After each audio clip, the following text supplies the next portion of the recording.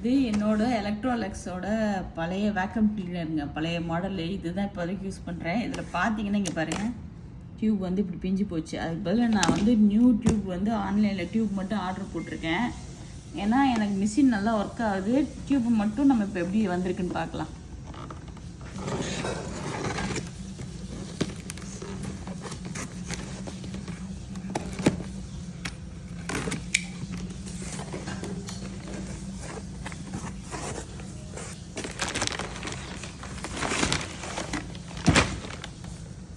பார்த்தீங்கன்னா நம்ம புது டியூப் வந்துருச்சு ரீப்ளேஸ் பண்ணுறதுக்கு.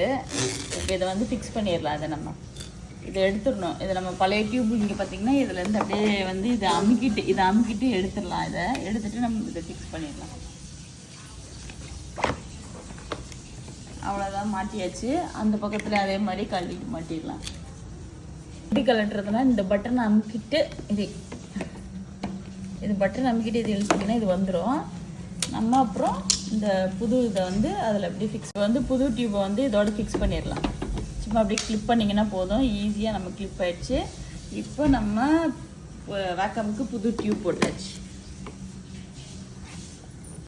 இந்த மாதிரி நம்மக்கிட்ட இருக்கிற பொருளை வந்து வேஸ்ட்டாக தூக்கி போடாமல் முடிஞ்ச அளவுக்கு அதோட பார்ட்ஸ் மட்டும் கிடச்சிச்சின்னா மாற்றிட்டு யூஸ் பண்ணுங்கள்.